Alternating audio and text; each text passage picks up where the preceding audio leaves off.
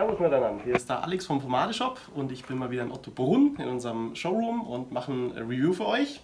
Ja, wie ihr seht, heute mal gar nichts in den Haaren. Wie grauenhaft das aussieht, das Ganze. Ich fühle mich damit nicht sehr wohl.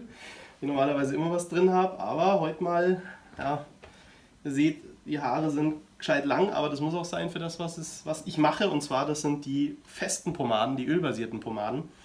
Und da habe ich heute für euch die Uppercut Matte Clay.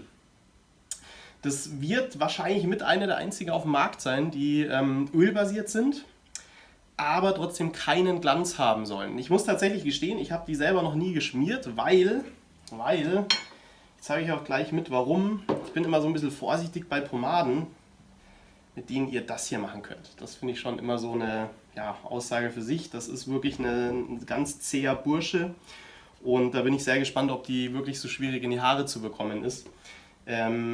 Aber vielleicht für die sagen, ich will keine wasserbasierte Pomade, die sich auswäscht, sondern wirklich eine matte, klassische Pomade, könnte es sein, dass es somit die einzige Möglichkeit ist, die ihr habt, weil die meisten halt doch irgendwo einen gewissen Glanz bieten. Und kommt in der typischen Uppercut-Dose, hat in dem Fall den grauen Rand. Man erkennt ja die meisten Uppercut eigentlich nur an der Farbe außenrum. Klar steht nochmal drunter ganz klein Matte Clay. Und die ist jetzt nicht ganz klassisch, also da sind auch noch ein paar chemische Inhaltsstoffe mit dabei, die das Auswaschen erleichtern sollen. Also man kann die jetzt ungefähr von den Inhaltsstoffen mit einer Schmiere vergleichen. Ne? Das ist jetzt nicht rein natürlich, aber ist jetzt auch nichts allzu Schlimmes drin, möchte ich meinen. Es ist echte Tonerde mit drin, dass das Ganze matt wird. Und ja, schauen wir uns mal an, ob das so eine Qual wird, wie mir viele berichtet haben, dass die doch sehr, sehr anspruchsvoll ist, in die Haare zu bekommen. Ich nehme jetzt, glaube ich, erstmal nicht ganz so viel.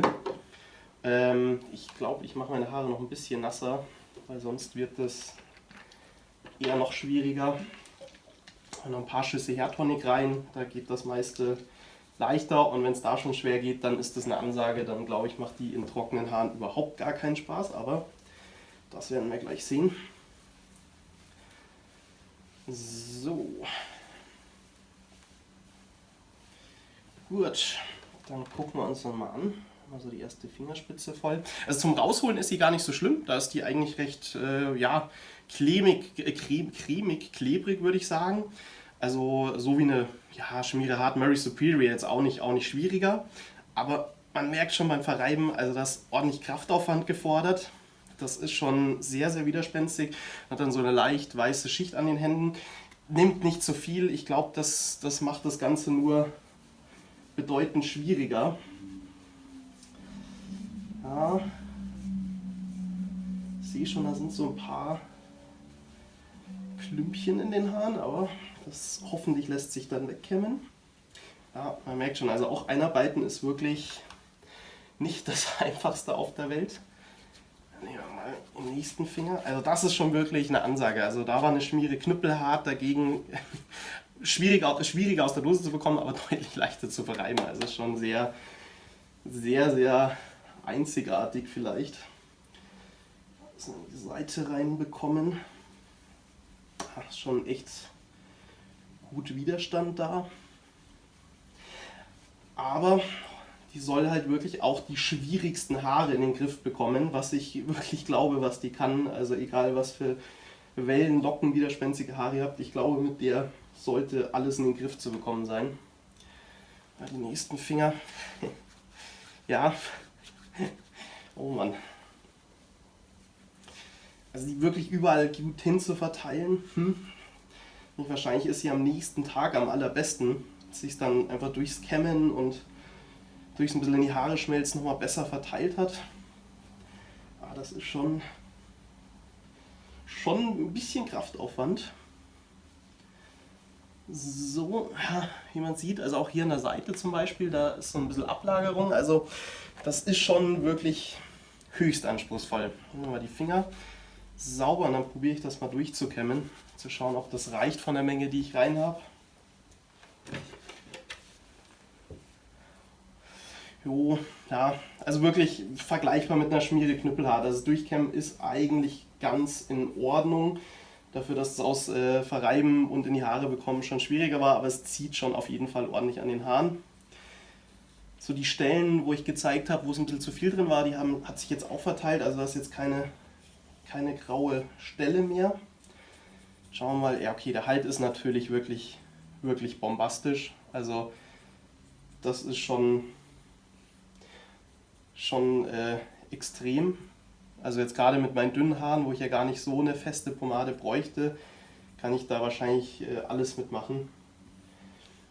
Aber auch wieder so ähnlich, so ein bisschen zu der Schmierig Knüppelhart, also weil mit der kann man die wirklich vom Handling schon sehr, sehr vergleichen. Es ist, ja, die Haare sind nicht so weich, die sind halt wirklich schon eher trocken und fest fühlen die sich an. Und dadurch finde ich es ein bisschen schwierig, da irgendwie was Rundes reinzubekommen. Das ist halt dann alles sehr, sehr eckig, klotzig, so ein bisschen. Und ich denke mal, für modernere Frisuren, wo man jetzt vielleicht nicht so viel nimmt, für diesen matten Look und man braucht viel Halt, funktionieren sie besser als jetzt für so einen Greaser wie mich. Aber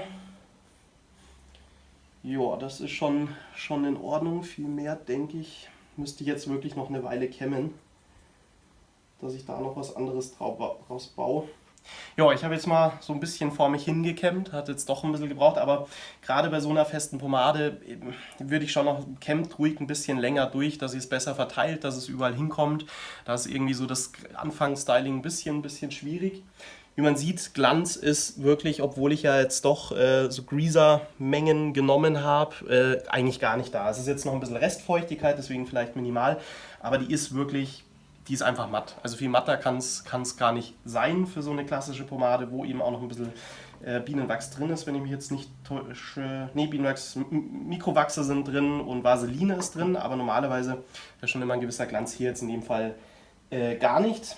Ich meine, das hält bombig, 24 Stunden jetzt so. Ich habe mal wieder die Probleme an den Seiten, dass da die Haare nicht so gut anliegen, dadurch, dass die nicht Fäden zieht, nicht so klebrig ist da bei mir immer das Problem. Ich würde jetzt hier an den Seiten noch irgendwas nachlegen. Aber ich denke so für die modernen, bisschen wirren Styles, für diesen Beach-Surfer-Look, dafür ist die halt wirklich bestens geeignet. Und sie ist halt auch wasserbeständig. Also wenn ihr da irgendwo im Urlaub seid und ihr wollt euren Beach-Surfer-Look haben und ins Wasser gehen und wieder rauskommen, wie ihr reingegangen seid, dann seid ihr natürlich mit der Matte Clay bestens bedient.